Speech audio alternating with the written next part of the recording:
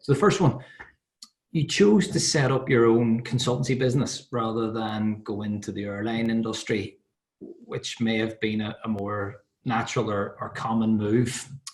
I know we've a number of entrepreneurs at the meeting today. So can you talk us through that journey for you? Yeah, absolutely. It's a really good point, actually, Kevin, because when I left, I basically retrained to be an airline pilot, and it cost £20,000. So it was not something I was doing lightly. But I'd looked around and thought, well, what are all my friends doing? And every single one was training to be an airline pilot. And I thought, I've only got one skill set. I'm a process follower. I'm a pilot. That's what I'll do. And so I just did the training. And in the course of that training, one of the things that I was studying was human performance factors, basically all about how does the human integrate, not just with the environment, but also with each other as well. And there was all the set around communications and decision making. And I was, oh my goodness, I was fascinated by this. And it's been something that they've really introduced to the training of the aviation world to help on the accidents. And, we've really helped with our safety case. But I actually realized that there was a lot the business could learn from that as well. And so when I left, a lot of schools initially got in touch and said, could you come and speak to our school? And I did. And then, of course, that grew. And then businesses or parents of the school would go, oh, do you do businesses? I was like, yes, I do. And I thought, hold on a minute. And it was the situation with Emily, that flight with Emily as well, when I could see that all it took was a light bulb moment to inspire you to sort of follow a different course. And I thought, my goodness, if I can do that, then actually that would be way more beneficial and such a better use of my time than just becoming an airline pilot like all my friends were doing. And so, yeah, I set up my own business, which was not easy, because I felt I was like leaping off a cliff without a parachute and thinking, I hope this works. But it just grew consistently by having that belief, by everyone says, what's your business plan? I'll be on, this is probably not what I should be saying in this forum, but I said, I'm an organic grower, because I was a bit scared of the business side because I didn't know business. But what I did know was connections with people. And it's all about that personal connection. That is why people do business with other businesses, is because they like the people they work with. And so that's how it's grown. And I'll be honest, Kevin, I've absolutely loved it for that reason. Yeah, thank you. Okay, another question in this time from Charlotte from Food for Thought in Armagh. So the question is, if you're not working with a team, but on your own at home at the moment, what techniques can you suggest to keep motivated? So that's a really good one, Charlotte, because I'm working from home as well, and it's hard. And I think we've all been on this corona coaster of emotion as well, where we get zoomed out, or Teams or whatever other medium we're using. But it is difficult, and it can be quite isolating. And so one of the big things I would there say is have a routine. We've got to make sure that we separate our workplace from our home place. And, we need to do this. Now, it's something my husband has drummed into me. And it's so funny because he's like, we must go for a walk every morning. I was like, do I have to this morning? He's like, yes, we must. And you know what? Every single time I do it, I feel better. I always feel better. And I also do it at lunchtime. So I don't care what the weather's doing. You get out, even if it's for 10, 15, 20 minutes. And guess what? I don't take my phone. I do not want to be contacted in that time. And it's just about creating headspace so that we're not feeling so isolated, that we do get out, that we do get some exercise, get the blood pumping to our head. And it is really important. And what I would say as well is that we do keep connected to people. We are working from home, but we can easily still connect to people via the different mediums we have. And what I would say is, if you have a team, make sure that you do get together on the different platforms that we have, and spot when people are starting to get low, because you know what, we are seeing it all the time with different friends, with colleagues and everything. Be the one that reaches out. We need to get through this together, and spotting it and having that kindness is the way that we will do that together. Yeah. Okay. Thank you for that. A great question in from Aaron Furphy. Did you ever face any technical difficulties during a flight that made your life flash before your eyes? How did you overcome this problem and keep focused under pressure? Yeah, quite a few actually. One I often share if I have a bit of a longer time is once we got engaged by a surface-to-air missile. in Iraq. We evaded the threat, and we then were tasked to go and prosecute an attack on a target, which was a bombing mission.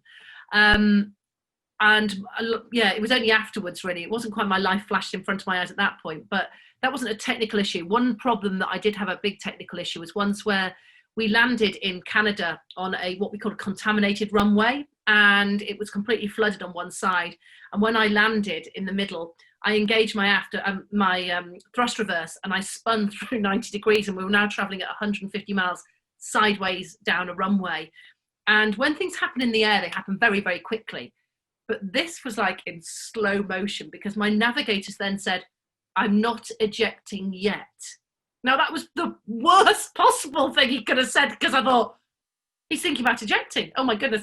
And so my immediate thoughts were, should I be ejecting? But we carried on this skid, and it was quite funny, really, because we eventually came to a standstill. And when we came to a standstill, we were exactly lined up with the exit for the runway, and so all I had to do was power up, and off we went. And we taxied off, and that was a case of my life started to flash before my eyes, and I thought, is this it? You know, yeah, it is quite scary, but there have been quite a few sort of near misses, so to speak. But the good thing is that the culture has completely changed in the military and in aviation as a whole, really, mainly due to this human factors training and the introduction of this just culture. And so as soon as something happens like that, be it that it's your mistake or be it that something's happened, you share it with the entirety of the tornado population and the community, so that everybody can grow and everyone can learn from it. Because on that occasion, it was what we call the Swiss cheese model, where, you know, layers of cheese have holes in it, and all these threats come pinging in, and most are reflected off, but some get through the holes, and it's when they all line up that we have an incident. And that was a perfect Swiss cheese event. So yeah, it was an interesting one. Good question. Thanks, Aaron. We'll just break from the questions for 30 seconds. You mentioned to me earlier that Amazon have made you Kindle Book of the Day. So it's on just 99p for 24 hours. Yeah, apparently, I mean, I thought, how they emailed me and said, book sales have been going well, so we're going to make you Kindle Deal of the Day. And I said, oh, that's nice. And I just sort of sent a tweet out to somebody, and someone said to me, you are aware this is a really big deal? And I was like, no, I wasn't. So yeah, 99p. I cannot believe that my book's going out for 99p, which is just unbelievable. So yeah, it's a big deal. And today is the lucky day. So guys, if anyone has any interest in reading it, get onto Amazon and download it for 99p. It's not often we can get a good deal out of Amazon, is it? So make the most of it. Great. And very, very, very quick questions on books, rapid fire questions on books. What was the biggest challenge in writing a book? Question 2 and 3 are related. So what books other than your own would you gift most? And I want one book of fiction and one developmental business leadership book. So it was harder than I thought, writing a book. So I'm not a great wordsmith, I'll be honest. So I worked really closely in collaboration with a great friend of mine from university who is a wordsmith. So again, we can't be good at everything. Utilize the people in your teams, utilize your people in your community. And so I worked with Rob, who was a journalist from the BBC, as it happened, and he just finished that job. And so we worked together, which was fantastic because we could get my voice across by doing that. But it did take about 3 years. We got caught in the publishing cycle, which seemed to take forever. And so in the end, we realized that although we had a literary agent, actually we would just self-publish, because it just seemed publishing goes at its own speed, and it's not the speed that I like going at. So I put it out on Amazon as a self-published author in the end, and that again felt like a bit of a leap, but it's proved to be the right thing for me to do, which has been great. Books that I love, which was the second question, Kevin? So it's a book of fiction and a book of fiction. Okay, the two are together. Oh, a book I love actually is, I think it's really, really good. It's called Black Box Thinking by Matthew Said. And he's also written another one called Rebel Ideas. And I've actually read both of his books. I just find he's a journalist. And he wrote Bounce initially. But black box thinking is all about learning from failure. So it sits really well within what I do.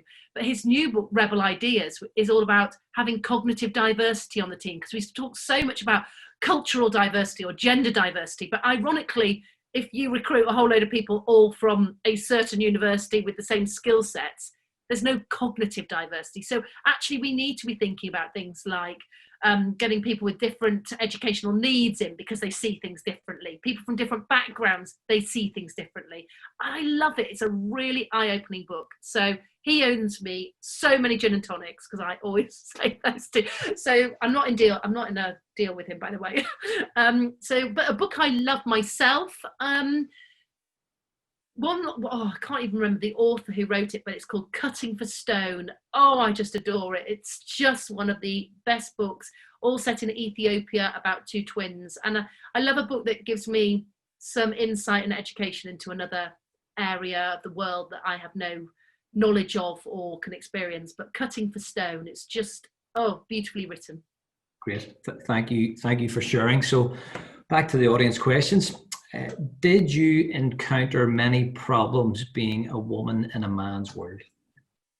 Yeah, you know what? I don't focus on it for a really good reason in my speech, because I don't want it to be about a woman in a man's world. I want it to be about being a fast jet pilot. But I would be lying if I didn't say there were difficulties that I of course encountered along the way. I mention them a lot in my book. Classic would be turning up to officer training, and I was pulled in almost at sort of like a quarter of the way through, and they said, "You're not being feminine enough." And I was like, I'm wearing sort of combat fatigues, I'm wearing a nuclear, chemical warfare suit, and they said, "You're not being feminine." I was like, when am I not being feminine enough? And he said, it's when you go to the bar, and all the rest of it, and you're quite, I'm just quite loud. I'm a bit of an extrovert. And he said, and I said, I do buy, I said, is it when I'm buying a round of drinks? And he said, yeah, but Mandy, you do always buy 2 half pints, because we've been told we weren't allowed to drink pints of beer as a woman. So I always got 2 half pints, because I thought I'm not missing out on my round by having half. So I always had 2 half pints. But yeah, you know what? It was challenging at times, because I was pretty much at the forefront of it. I hadn't realised it, just sort of how pioneering it was to be in that first cadre of female pilots going through. But I was the only woman pilot on my squadron. And, going to detachment and being away for months and months at a time, I did really miss female conversation. And at life I didn't. And some of the guys struggled with the fact that they had a woman there as well. But what I would say, in my first tour, I didn't like it for that reason. But in my second tour, the personalities on the squadron had changed. And it made me realise that maybe it's not about gender, it's about just personalities. So there was that side of things as well. Great, thank you. Another question then, is resilience one of the key criteria during the recruitment and selection process? And linked to that, is it a natural characteristic, or is resilience learned? I think sadly that resilience is something that is learned normally through a lot of failing, and through basically having to build up grit. You can see that even as children, we start to build up our own techniques for being more resilient. So I always think that's why being on the sports field is a really good place, because I've seen my son do this. So when he was a little boy playing rugby, if they were losing, about 5 minutes from the end, he realised they were going to lose. And he was so passionate about the game and winning that he knew he would cry. So he always got injured so that he could then burst into tears and be taken off with an injury, but not through crying because it was embarrassing because they'd lost. And I saw him do this time and time again. I thought, he's developing a coping strategy because he's so emotional in this game, but he wants to cry, and he knows that that's not acceptable to cry just because they've lost. So he pretended he was injured.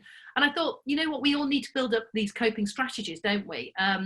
And so actually, for myself, I hadn't realised just how resilient I had become. I mean, when I tried to get into the Air Force and I failed to get in, not just once, but twice, and the door was now shut, it would have been really easy just to stop there. But again, there's something in the back of my mind that said, you know what, you need a foot in the door. And they offered me a commission as an air traffic controller, which I took, because I thought, when I'm in, I can make my case, because it just didn't feel to be fair. And I've always been a believer in things being fair. So I do think that we have a propensity, naturally, some people are perhaps a little bit more gritty or resilient than others, but I think the majority of it is through learning through and developing through tougher things that happen.